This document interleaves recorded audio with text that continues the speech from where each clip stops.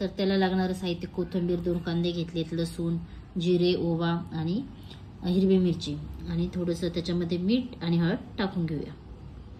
पाहू शकता ते मस्त सगळं आपल्याला मिक्स करून घ्यायचं आहे। पाण्याचा थोडाही वापर नाही करायचा। जर थोडंसं तुम्ही जाडसर जर वाटलेलं असेल तर फक्त एक पाण्याचा आपल्याला शिपका मारून घ्या मस्तपैकी। हे पहा मिक्स झालेलं आहे। पाहू शकता आपले भजे मस्त आता लालसर व्हायला लागलेले आहेत। त्याला मस्त बारीक मंद आचेवर भाजू द्यायचं, तळू द्यायचं।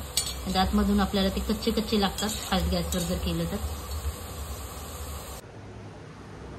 हाय फ्रेंड्स, मी वैशाली, तुमचं माझ्या नवीन ब्लॉगमध्ये स्वागत आहे। कसे सगळे मजेत ना? तर आज बनवणार आहे मी आपले काळे चणे, गावठी चणे।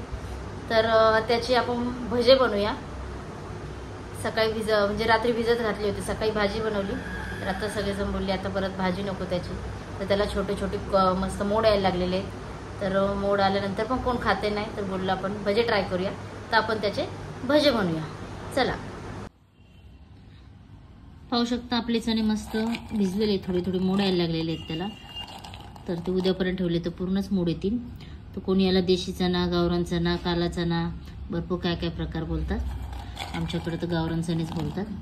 तर चला याला आपण मिक्सरमधून बारीक करून घेऊया। स्वच्छ धुवून घेऊ आणि मग मिक्सरमधून बारीक करून घेऊया।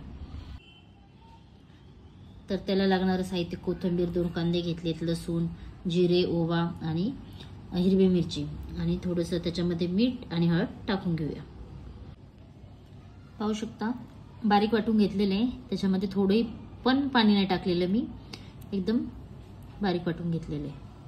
आता आपण आपलं हिरव्या मिरची वगैरे टाकून ते वाटून करून घेऊया। तर आपण या हिरव्या मिरच्या, ओवा, जिरे आणि लसूण आणि त्याच्यामध्ये मीठ टाकून बारीक वाटून घेऊया।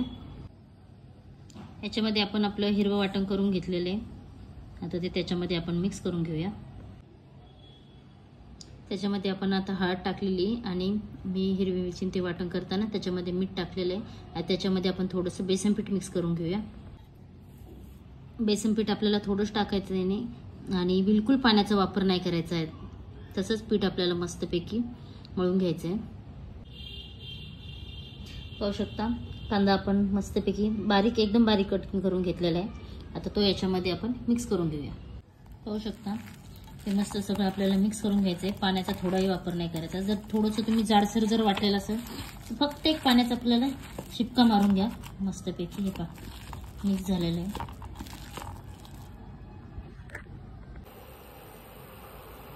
आपण तेल ओतून घेतलेले आहे त्याच्यामध्ये आणि थोडा वेळ थांबूया आपण तेल तापूपर्यंत। याच्यामध्ये मस्त हिरवीगार कोथिंबीर टाकून घेतलेली आणि हे 10 मिनिटं पीठ भिजत ठेवलेले आहे। तर आता आपलं तेल पण तापलेलं आहे। तर तेलामध्ये आपले भजे सोडून घेऊया आपण। हे पहा आपले भजे सोडून घेतलेले आहेत आणि मस्त त्याला तेल आपलं तापलेलं पाहू शकता। मस्त बुडबुडे आलेले आहेत त्याला। तर मस्त वास येतोय भज्यांचा गरम गरम। पाहू शकता आपले भजे मस्त आता लालसर व्हायला लागलेले आहेत। त्याला मस्त बारीक मंद आचेवर भाजू द्यायचं, तळू द्यायचं। आणि आतमधून आपल्याला ते कच्चे कच्चे लागतात फास्ट गॅसवर जर केलं तर। आपले भजे तयार झालेले आहेत। आपण त्याला आता एका प्लेटमध्ये काढून घेऊया। हे आपले भजे तयार झालेले आहेत। आता हे बाकीचं पीठ राहिलं आपण त्याचे भजे सोडून घेऊया। दुसऱ्यांदा पण आपण भजे मस्तपैकी सोडून घेतलेले आहेत। पाहू शकता आपले भजे किती कुरकुरीत झालेले। पहा आवाज कसा येतोय। असे एवढे छान कुरकुरीत आपले भजे तयार झालेले आहेत। पाहू शकता आपले हे पण भजे मस्त तळून झालेले आहेत। आपले सगळे भजे तयार झालेले आहेत। पाहू शकता मस्त आणि खूपच कुरकुरीत झालेले आहेत। तुम्ही एकदा नक्की ट्राय करा मित्रांनो। आता भजे मी ट्राय करते। मस्त कुरकुरीत झालेले आहेत, छान आणि मीठ वगैरे पण बरोबर आहे, टेस्टला पण छान झालेले मित्रांनो। तर आपली रेसिपी भज्यांची तयार झालेली आहे। तर टेस्ट पण केले, खूप छान झालेले आहेत, कुरकुरीत झालेले आहे। नवीन काहीतरी टेस्ट तर सारखीच लागते भज्यासारखी मस्त। बोललो नवीन ट्राय करून बघूया म्हणून केले होते। तुम्ही नक्की एकदा ट्राय करा। तर भेटूया पुन्हा नवीन ब्लॉगमध्ये। Tata bye bye.